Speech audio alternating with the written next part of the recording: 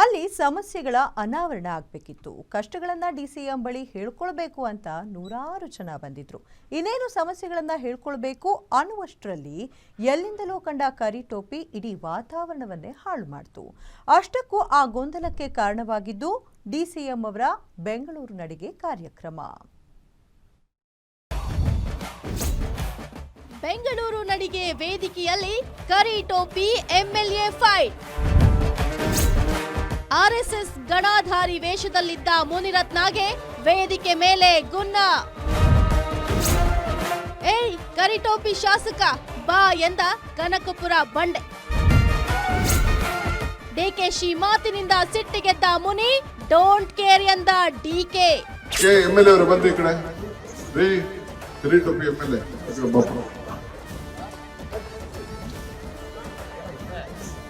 ಹೊಸ ಕರಿಟೋಪಿ ಆಮೇಲೆ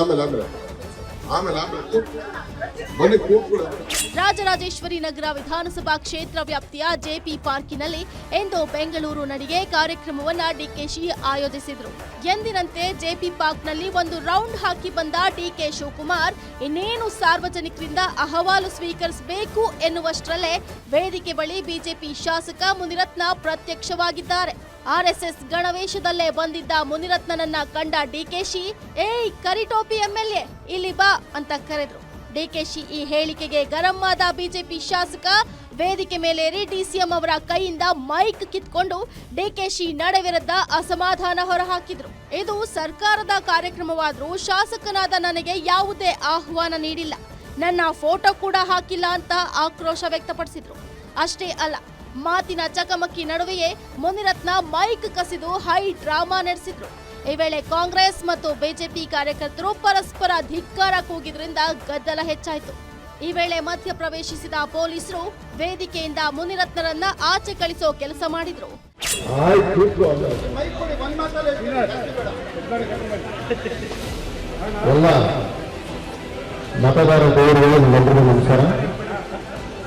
ಈ ಕಾರ್ಯಕ್ರಮಕ್ಕೆ ನನಗೆ ಆಹ್ವಾನ ಇಲ್ಲ, ಆದರೂ ಈ ಬೆಂಗಳೂರಿನ ನಗರದ ಒಬ್ಬ ಪ್ರಜೆಯಾಗಿ ನಾನು ಇವತ್ತು ಬಂದು ನಿಮ್ಮ ಜೊತೆ ನಾನು ಕೂತ್ಕೊಳ್ತೇನೆ. ಎಂಎಲ್ಎ ಫೋಟೋ ಇಲ್ಲ. ಏನು ಶಾಸಕನ ನಡೆಗೆ ಕಾಂಗ್ರೆಸ್ ನಾಯಕರು ಟೀಕಿಸೋ ಕೆಲಸವನ್ನೂ ಮಾಡಿದ್ರು. ಜನರ ಸಮಸ್ಯೆ ಆಲಿಸೋಕೆ ಅಂತ ಡಿಕೆಶಿ ಬಂದಿದ್ರೆ ಇದಕ್ಕೆ ರಾಜಕೀಯ ಬಣ್ಣ ಹಚ್ಚೋ ಕೆಲಸ ಆಗ್ತಿದೆ.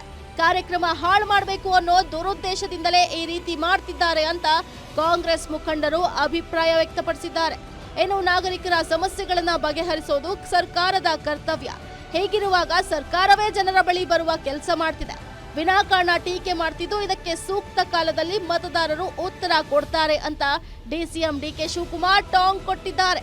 ಖಂಡಿತ ಮಳೆ ನೀರು ಕಸ ರಸ್ತೆ ಈಗ ಸದ್ಯಕ್ಕೆ ಇಲ್ಲಿ ಬಂದೆಲ್ಲ ಕೇಳ್ತಾ ಇದೀವಿ, ಎಲ್ಲ ಅಟೆಂಡ್ ಮಾಡ್ತೀವಿ. ಅದಕ್ಕೆ ನಾನು ಇಲ್ಲಿ ಏನು ಅವ್ರ ಗ್ರೀವೆನ್ಸಸ್ ಏನಿದೆ ಅಂತ ಎಂಎಲ್ಎಗಳು ಕೊಡೋದು ಬೇರೆ, ಲೀಡರ್ಗಳು ಕೊಡೋದು ಬೇರೆ. ಬಟ್ ಶಾಸಕರಿಗೆ ಧ್ವನಿ ಇರಬೇಕು, ಅವರ ಧ್ವನಿ ಸರ್ಕಾರಕ್ಕೆ ಮುಟ್ಟಬೇಕು, ಸರ್ಕಾರ ಅವ್ರಿಗೆ ಸ್ಪಂದಿಸಬೇಕು. ಇದೇ ನಮ್ಮ ಉದ್ದೇಶ. ಸೊ ಅದಕ್ಕೆಲ್ಲ ನಾಗರಿಕರಿಗೆ ನಾನು ಕಾಲ್ ಕೊಟ್ಟು ಪ್ರತಿ ಶನಿವಾರ ಭಾನುವಾರ ಬೆಳಿಗ್ಗೆ ಹೊತ್ತು ಹೋಗಿ ಅವ್ರಿಗೆ ರಜೆಗಳಿರ್ತದೆ ಸಾಮಾನ್ಯವಾಗಿ, ಅವನ್ನೆಲ್ಲ ಭೇಟಿ ಮಾಡೋಂಥ ವ್ಯವಸ್ಥೆನ ನಾನು ಮಾಡ್ತೀನಿ. ಹೌದು, ಅವ್ರು ಹೇಳಿದ್ರು 10 ವರ್ಷದಿಂದ ಪಾಪ ಗುತ್ತಿಗೆದಾರರಿಗೆ ಕಮಿಷನ್ ಕೊಡಲಿಲ್ಲ ಎಂಎಲ್ಎಗೆ ಅಂತ ಪಾಪ ಅವ್ರು ಹೇಳ್ಕೊಂಡು ನೋವು ಹೇಳ್ಕೊಂಡವರು. ಏನು ಮಾಡ್ತೀರಾ ಅದನ್ನು ಫೈಂಡ್ ಔಟ್ ಮಾಡ್ತೀರಾ. ಈ ಕಾರ್ಯಕ್ರಮದ ಮಾಹಿತಿಯನ್ನ 2 ದಿನಗಳಿಂದಲೂ ಕೂಡ ಪೇಪರ್ನಲ್ಲಿ, ಟಿವಿಲಿ ಎಲ್ಲ ಕಡೆನೂ ಕೂಡ ಅಡ್ವರ್ಟೈಸ್ಮೆಂಟ್ ಕೊಟ್ಟಿದ್ದಾರೆ. ಹಾಗೆ ಸರ್ಕಾರದ ವತಿಯಿಂದ ನಡೆಸ್ತಾ ಇರೋ ಕಾರ್ಯಕ್ರಮಕ್ಕೆ ಆಸ್ ಪರ್ ಪ್ರೋಟೋಕಾಲ್ ಯಾರ್ಯಾರನ್ನ ಆಹ್ವಾನಿಸಬೇಕು ಅವರೆಲ್ಲರನ್ನೂ ಕೂಡ ಆಹ್ವಾನಿಸಿದ್ದಾರೆ. ಡಿಸಿಎಂ ನಡೆ ವಿರೋಧಿಸಿ ಬಿಜೆಪಿಗರು ಬೆಂಗಳೂರು ನಡಿಗೆ ಕಾರ್ಯಕ್ರಮ ನಡೀತಿದ್ದ ಸ್ಥಳದಲ್ಲೇ ಧರಣಿ ಕೂತು ಆಕ್ರೋಶ ವ್ಯಕ್ತಪಡಿಸಿದ್ರು.